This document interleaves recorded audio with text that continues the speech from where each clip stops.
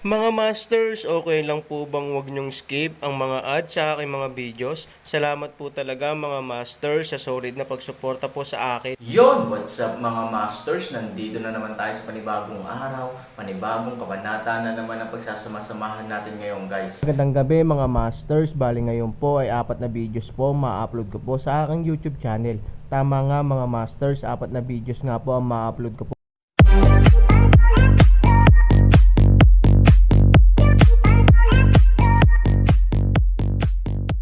Bali mga masters, kung bago ka pa lang po sa aking YouTube channel, please click the subscribe button, lalong-lalo na po yung notification bell guys, para maging connected pa rin tayo sa isa't isa at maging updated kayo sa mga susunod ko pang video. Bali mga masters, bago natin umpisahan ng kwento ay mag-shoutout po muna tayo para sa mga solid nating tagapakinig. Shout out kay Robert Tolentino at shout out kay RB Tuya. Yun na nga mga masters, no? Bali hindi na ito patagalin. In 3, 2, 1, let's go!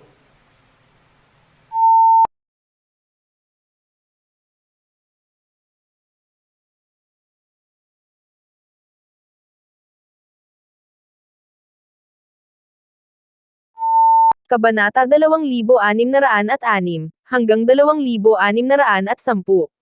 Si Aaron ay tumingin kay Fei Lingsheng na parang sulo, umaasang makakita ng ilang mga depekto sa kanyang ekspresyon.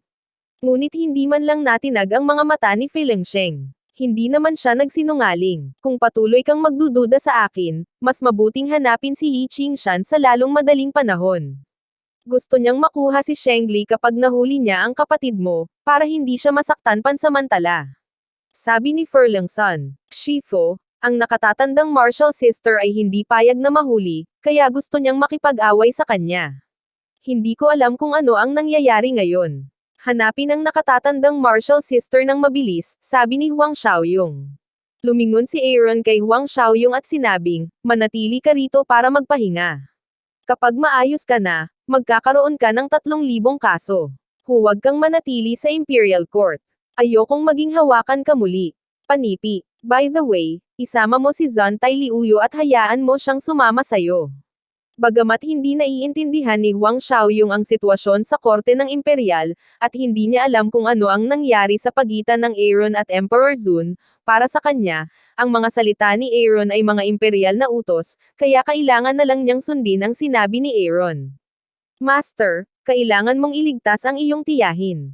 Kalokohan, kailangan mo pa bang sabihin? Aaron lamang handa na upang iwanan ang silid, biglang tumigil. Pagkatapos ng lahat, si Yi Qingshan ay isang malakas na tao sa matinding kapaligiran sa pag-aaral.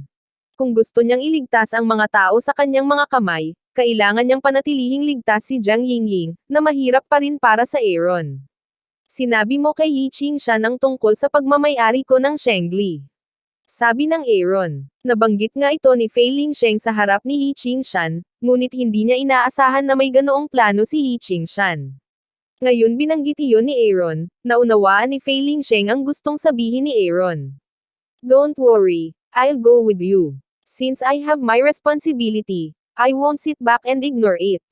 Sabi ni Furlongson. Sabay silang umalis sa Huanglong Hall. Agad na natanggap ni Emperor Zun ang balita, at puno ng pagdududa ang kanyang mukha. Halata namang may nangyari sa dalawang tao nang bigla silang umalis, at hindi naman basta-basta ang pagsasama nila. Walang balitang babalik mula sa 3,000 kaso. Tinawag ni Emperor Zun ang kanyang mga pinagkakatiwalaan at nagtanong. Nakapatay ng mga tao si Yi Qingshan sa 3,000 kaso at gustong hulihin ang kapatid ni Aaron. Sabi ng confidant ko, ito lang ang natutunan niya. Sa kabutihang palad, mayroong 3,000 katao sa Wanglongdian. Kung hindi, maaari lamang silang malito ngayon. Ano ang ginagawa ni Yi Qingshan sa kapatid ni Aaron? Sabi ni Emperor Zun na nakakunot ang noo.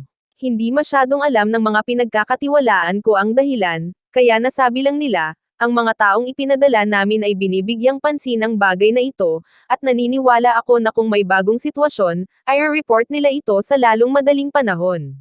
Bantayan mo to. Gusto ko munang malaman kung ano ang nangyayari. Sabi ni Emperor Zun. Papunta na ang Aaron at Fei Lingsheng. Sa oras na ito, alam ni Fei Lingsheng ang agwat ng lakas sa pagitan ng Aaron at Aaron, dahil mas mabilis ang Aaron kaysa sa kanya. Bagamat hindi nito lubos na maipaliwanag na ang Aaron ay mas mahusay kaysa sa kanya, maaari din itong ituring bilang isang pagmuni-muni sa isang banda. Wala pang isang araw, sa wakas ay bumalik sa 3,000 ang Aaron. Ang bangkay ng 2 disipulo ng sekta ay inilibing sa ilalim ng patnubay ni Yan Qinghua. Nang sabihin ni Yan Qinghua kay Aaron ang sitwasyon ng araw na iyon, galit na galit si Aaron. Ang 3,000 disipulo ay pawang mga anak ng mahihirap na pamilya, ngunit hindi man lang iniwan ni Yi Qingshan ang buong katawan. Huminga ng malalim si Aaron at tinanong si Yan Qinghua, alam mo ba kung nasaan sila? Hindi alam ni Yang Qinghua ang tiyak na patutunguhan, ngunit binigyan ng direksyon si Aaron at sinabing, ayan, gusto siyang kalabanan ng kapatid mo, at hindi ko alam kung ano ang nangyayari ngayon. Para sa lakas ni Jiang Yingying, medyo malinaw ang Aaron. Siya ay mas mahusay kaysa sa Zhu Dengjing ngayon, ngunit hindi siya ang kalaban ng Jizhi Jing. Pagkatapos ng lahat, hinigop lamang ni Jiang Yingying ang lakas ng kanyang bungo, at ang banal na kastanyes na kanyang kinain ay hindi nakakuha ng magandang pagbabago sa lakas. Ang Aaron ay maaaring maging napakalakas dahil sa pagsasanib ng mga bungo, na hindi maaabot ng sinuman. Gaano katagal na? Patuloy na nagtanong si Aaron. 3 araw. Nang marinig ang pagkakataong ito, nagdikit ang ngipin ni Aaron. Sa loob ng 3 araw, si Jiang Yingying ay halatang nahulog sa mga kamay ni Yi Qingshan. Hindi ko alam kung kamusta na siya ngayon at kung nasasaktan ba siya. Maaari bang maging kalaban ni Yi Qingshan ang kapatid mo? Tanong ni Feilingsheng. Hindi pa siya nakakarating sa pinakamataas na antas. Sabi ni Aaron. Bagamat inaasahan ito ni Feilingsheng, mas naging komportable siya nang marinig niya itong sinabi ni Aaron. Kung kahit si Jiang Yingying ay isang malakas na tao sa kaharian ng matinding guro, si Feilingsheng ay hindi makapagsalita. Kung tutuusin, kakaunti lang ang malalakas na tao sa kaharian ng matinding guro, at may biglang sumulpat na 2, na hindi pa rin niya matanggap. Mukhang nahuli na siya ni Yi Qingshan. Hindi mo kailangang magmadali para hanapin si Yi Qingshan. Maya-maya, lilito siya sa harap mo. Sabi ni Feilingsheng. Nauunawaan din ni Aaron ang katotohanan ito, ngunit kung gusto niyang manatili at walang gagawin, ito ay magiging lubhang sabik sa Aaron. Pagkatapos ng lahat, si Jiang Yingying ay mapanganib. Paano siya makakapaghintay ng mahinahon? Babalik ba si Yi Qingshan kay Ziya? Tanong ni Aaron. Nang hindi nag-iisip tungkol dito, umiling siya at sinabing, hindi mo alam ang sitwasyon ng madilim na kagubatan sa bansang Ziya, pwede bang maghintay na lang tayo ng ganito? Sabi ni Aaron, kagat-kagat ang kanyang ngipin. Gustong tulungan ni Feilingsheng ang Aaron na gumawa ng paraan, ngunit anong klaseng kalkulasyon mayroon si Yi Qingshan, hindi rin alam ni Feilingsheng, hindi niya matiyak kung nasaan si Yi Qingshan sa oras na ito. Teka, naniniwala akong lilito siya, sa lalong madaling panahon, at kung nais niyang makakuha ng banal na kastanyes, hindi niya sasaktan ang iyong kapatid na babae. Sabi ni Feilingsheng. Sa oras na ito, naririnig ito ni Yan Qinghua at hindi niya naiintindihan. Gustong makuha ni Yi Qingshan si Shengli, kaya nahuli niya si Jiang Yingying. Ngunit hindi ba ibinigay si Shengli kay Zhong Qishan? Ito ay isang kilalang bagay, at upang maiwasan ang hindi kinakailangang gulo, nilunok ni Zhong Qishan si Shengli sa harap ng maraming tao, na naging dahilan upang isuko ng mga gustong magnakaw ang ideyang may banal na kastanyes pa ba ang Aaron, Han Zhangzu, nasaan si Zhontai Zhangzu? Tanong ni Yan Qinghua, babalik siya kasama si Huang Xiaoyong. Hindi mo kailangang mag-alala, sabi ni Aaron. Tumanggo si Yang Qinghua. Dahil sinabi iyon ni Aaron, hindi na niya kailangang magtanong pa. Gayunpaman, ang bagay na ito ay malayo sa kasing simple ng iniisip ni Aaron. Nang umalis sina Aaron at Feilingsheng sa bulwagan ng Huanglong, si Emperor Zhu nagpadala na ng mga tao upang palibutan ang bahay ni Feilingsheng upang maiwasan ang pagkamatay ni Aaron. Maaari lamang silang pagbawalan ni Emperor Zhu na manatili sa bulwagan ng Huanglong. Hayaan mong tikman ang katapusan ng pananakot sa akin, ikaw ang magiging unang tunay na malakas na lalaki na napatay ko sa mundo ng Xuanyuan. Nang sabihin ni Aaron ang mga salitang ito, ang mga taong nakatayo sa tabi niya ay nagpakita ng gulat na ekspresyon, pati na si Feilingsheng. Dahil ang kanyang hitsura ay hindi biro, ngunit madaling sabihin na ang pagpatay sa isang malakas sa Jieshi Realm, ay hindi nangangahulugan na ang Aaron's Realm ay daig Jieshi Realm. Bagamat maraming eksperto sa korte ng imperial ang nag-isip tungkol sa kaharian ng Aaron, hanggang ngayon, wala talagang nakakaalam kung ano ang tunay na kaharian ng Aaron. Ang ilang mga tao ay nagsasabi na siya ang Supreme Master, ngunit ang iba ay nagsasabi na nalampasan na niya ang Supreme Master, kahit na hindi pa niya naabot ang maalamat na banal na kaharian, ito ay hindi malayo. Ngunit kung talagang may lakas siyang durugon si Yi Qingshan, tiyak na ito ang pagganap ng Divine Realm. Dahan-daang huminga si Fei Lingsheng at tinanong si Aaron, ang malakas bang tao sa kaharian ng matinding guro ay napaka-vulnerable sa iyong paningin. Nakatitig si Aaron sa direksyong nilisan ni Jiang Yingying. Hindi niya alam kung hanggang saan niya kayang patayin si Yi Qingshan. Ngunit kung maglakas loob si Yi Qingshan na saktan si Jiang Yingying, anuman ang kapalit nito, hahayaan ng Aaron na mamatay si Yi Qingshan. Mr. Yan Chang, mangyaring bantayan ang sitwasyon sa malapit at ipaalam sa akin kaagad kapag mayroon kang anumang balita. Sinabi ni Aaron kay Yan Qinghua, at pagkatapos ay bumalik sa kanyang silid. Naguguluhan si Yan Qinghua sa pagkakaayos ni Aaron.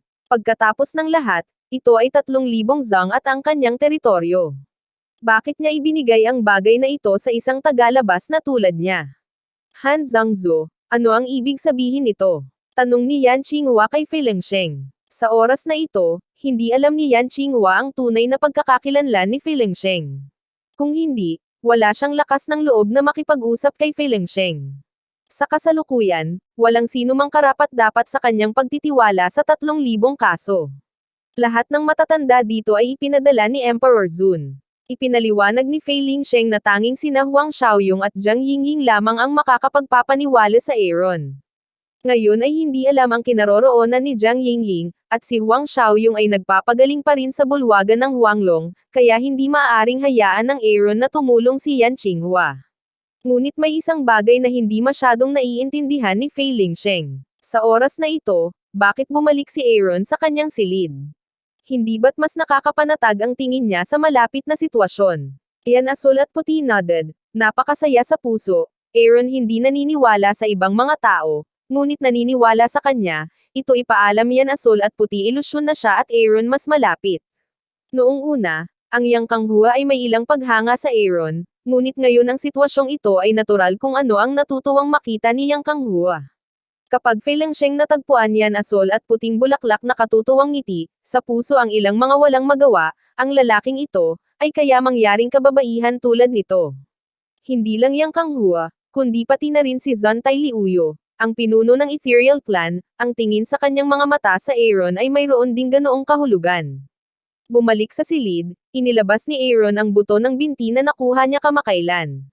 Ang pagsasanib ng orihinal na bungo ay nagdulot ng malaking pagpapabuti sa Aaron.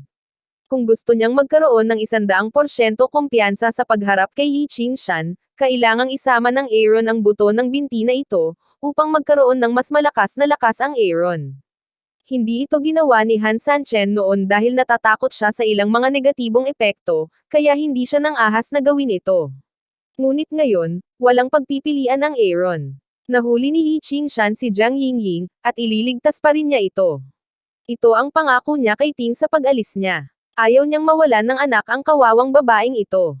Huminga ng malalim si Han Sanchen, tumingin sa buto ng binti at sinabi, bagamat hindi ko alam kung sino ang iyong Panjino. Panginoon, maaari nitong gawing muli ang iyong halaga sa akin, na dapat ang pinakamagandang destinasyon para sa iyo. Sana tayo ay maaaring mamuhay ng payapa. Ang buto ng paa ay parang bulok na buto. Ito ay walang espesyal, ngunit mararamdaman ng Aaron ang pambihirang kapangyarihang nakapaloob sa buto ng binti.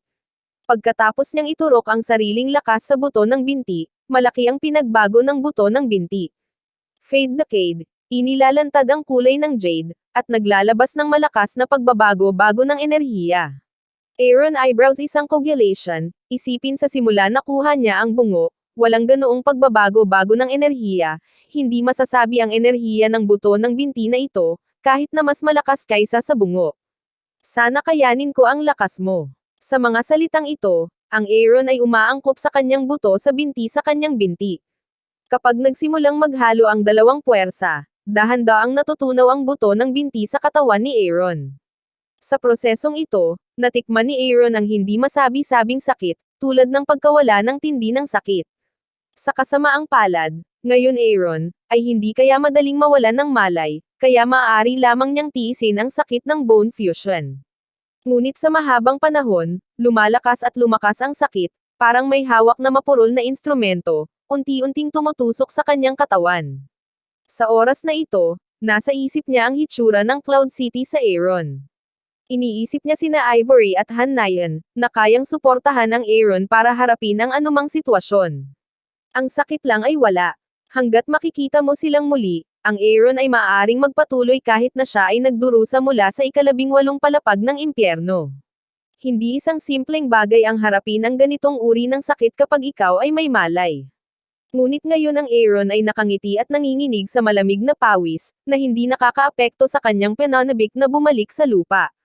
Asawa, anak, hintayin mo ako, kahit butas ang kapirasong langit na ito, tiyak na babalik ako. Si Aaron ay nagngangalit ang kanyang mga ngipin at sinabi ang bawat salita. Tila pagkatapos ng isang buong siglo, sa wakas ay naramdaman ni Aaron ang sakit at nagsimulang gamaan, na nagpapakita na ang bone fusion ay naging matagumpay. Iniisip ni Aaron na nagtagumpay siya, ngunit sa oras na ito, bigla siyang sumakit ang ulo. Aaron ay maaari lamang hawakan ang kanyang ulo sa kanyang mga kamay at gamulong sa lupa. Ang ganitong uri ng sakit ay mas matindi kaysa ngayon, 10 beses.